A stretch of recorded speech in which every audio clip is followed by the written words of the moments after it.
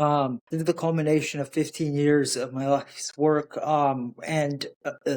The goal of instructional medicine is to teach the body how to heal itself using internal signaling therapeutics, the thermosensitive peptidome to Wow. that, Okay. because So just so much that has been published that nobody can absorb, but an AI model can. And by taking all of the literature that has been published, absorbing it, we can develop therapeutics that are more effective, have less side effects, and can mimic the body without, and what will happen in the body without having to go through these phase 1 clinical trials that cost a lot of money, just end up failing due to the toxicity. hello, welcome back to another episode of Second Brain, AI-powered business thinking. I'm your host, Vimal Patel from RoundTechSquare. Today I have a guest, very famous, well-known scientist, Dr. Boris from San Diego, and he is there on our call, and then he's going to talk to us a lot about what he's doing, and then what products he's bringing into our world. Dr. Boris, thank you very much for being on the call. Thank you for your presence. Of course, thank you. It's my pleasure. Okay, okay, thank you. And then the brand, what he's trying to do is it's called Instructional Biology, and he's going to talk us through the whole technology as well as whole process in a medical science. At the same time, we have a lot of questions for him in terms of how he's using a tech and how he's using a AI, and he's going to walk us through, and then it will be a very insightful and very, very knowledgeable conversation. So, Dr. Boris, over to you. Just talk us through about the instructional biology. What does that mean? What do you do? Sure. So, instructional biology is based on new form of medicine that I call instructional medicine. This is the culmination of 15 years of my life's work. The goal of instructional medicine is to teach the body how to heal itself using internal signaling therapeutics, the thermosensitive peptidome.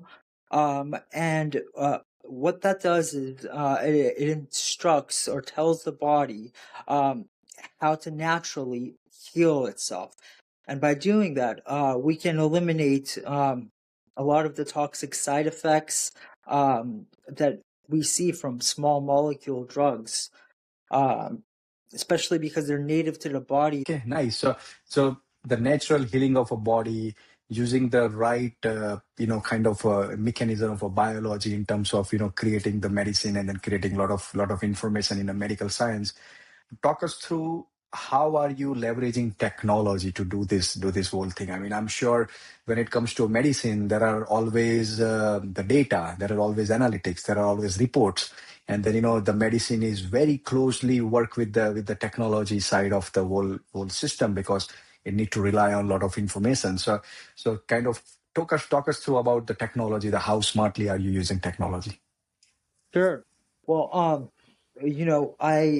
I have worked at places like Google and have seen the body through a bigger perspective than what traditionally we look at. I've always thought how ignorant of us to think that we know how a molecule responds in one receptor site, but we ignore what happens at the rest of the body. Um, and I call it a homeostatic response. The body wants homeostasis, so it will fight against these foreign exogenous ligands. And it's very complex, these intracellular cascades within the body. So I developed a proprietary AI model that I call ASAP. It's the advanced science. It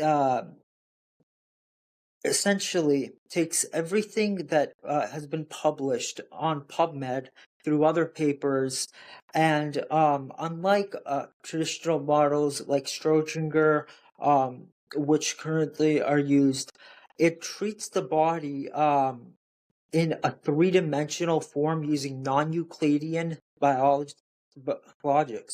So and these hallucinations that we normally see in the models now are because they are linear, but the body does not perform in a linear fashion because one cascade has multiple effects.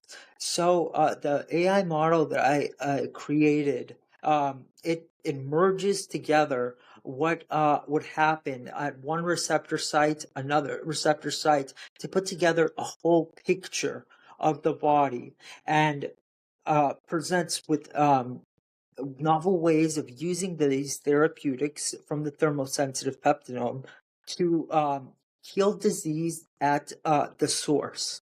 And instead of looking at symptoms, we look at the core of the disease, and we heal it at the core, teaching the body how to heal itself rather than just treating the symptoms. AI is fundamental to Wow. that Okay. because So yeah, sorry, just so much that has been published that nobody can absorb, but an AI model can. And by taking all of the literature that has been published, absorbing it, we can develop therapeutics that are more effective, have less side effects, and can mimic the body without, and what will happen in the body without having to go through these phase 1 clinical trials that cost a lot of money, just end up failing due to the toxicity. Um, and that's the AI model that using now with the technology. okay. Okay, nice. So what I'm essentially getting from your expertise and then from your experience, saying that without AI model, the complex system or complex machines like a human body cannot do anything in terms of data, in terms of analytics reports. And then by looking over those things and then by having a lot of different kind of combinations and calculations, you are the scientists like yourself, and then the whole medicine industry kind of come up with all those kind of conclusions, saying that okay, hey, what is right for the body, what is not, what kind of two things get together and then can create good for the body or a harm for the body and stuff like that. So I think what you are teaching us, saying that AI is become an essential in a medicine industry, at the same time it becomes very important, right? Now when I ask a follow-up question saying that what are the complex things you think that AI still has an opportunity to fix in terms of like doing your research or doing your invention whenever you are trying to make something for the medical industry? What are the AI still have a lot of scopes into, like what AI can still do which is not doing right now? If I may get to know more information about that. Well, recently, the Supreme Court passed a law that one says that AI cannot come up with its own intellectual property. There has to be what they call a person in the loop, because AI cannot hold intellectual property. Now, if you use AI for science purposes, most of the models are broken because they the protocols that they put together, the knowledge that they have just is not sufficient in the real world or through anybody that has experience to learn that, for example, ChatGPT would be one of the worst things to use if you're trying to use it for science. And there really is a lack of AI models that can help with developing therapeutics for the body that are effective, which is why the ASAP platform, the advanced science AI platform, is so essential. Because unlike the current models, this one puts a three-dimensional kind of scope on the body and tries to see and put together all intracellular cascades while weighing clinical trial results versus in vitro results to give you a higher probability. And it weighs inhibition, excitation, and puts that together in a model to give you a confidence score. And it does this, and our goal is to cure disease. And when I say disease, I'm talking about all diseases. And I think that if AI is leveraged correctly, we can map out all of the knowledge that has been published together. And it would require a collaborative effort, of course. But by doing that, it would make such a good model that we wouldn't have to go through these long phases of clinical trials that have a horrible attrition rate of small molecules of 7%. I mean, the pharmaceutical model is broken. 90% of pharmaceutical drugs fail clinical trials because of toxicity. And it takes 10 years and over $2 billion to reach market with a 7% chance. I mean, that's where Oh, I went back and how I started with vitamin placenta, and what the government has just recently passed in December and in February. And they now use real world evidence. So if you can prove through a plausible mechanism how something works naturally and leverage, you don't have to repeat clinical trials that have already been done, which in the past would constantly have to be done.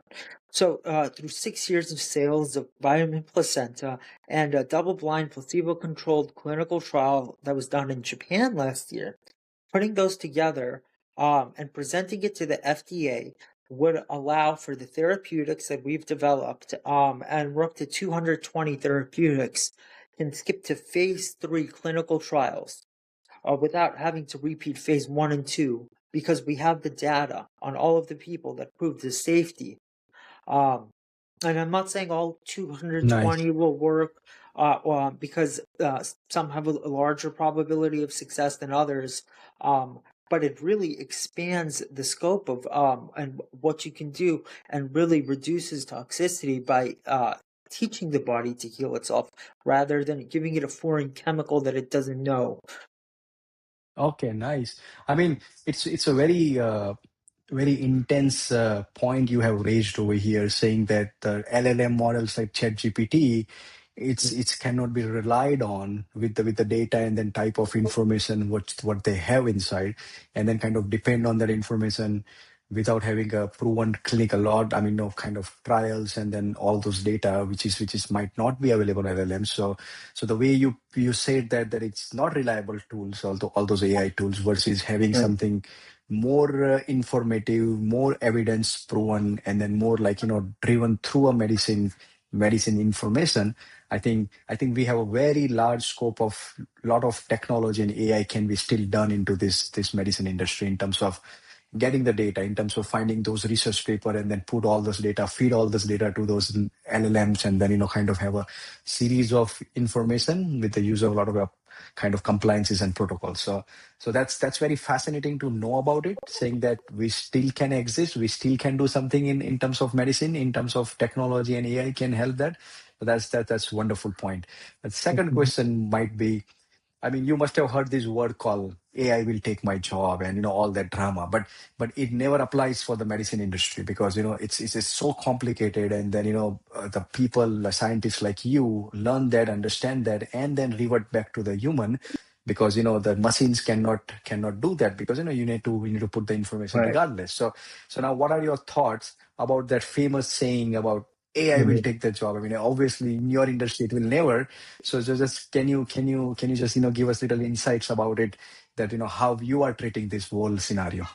Sure. Well, I wouldn't say never because we don't know what the future holds. But an MIT study showed that an AI model alone has a 95% failure, especially in science, because whatever it comes up with, it is not connected to something that it can then do an experiment, which is why instructional biology leverages AI with Okay. our platform of therapeutics so that the AI model will come up with novel therapeutics that can then be tested in our lab.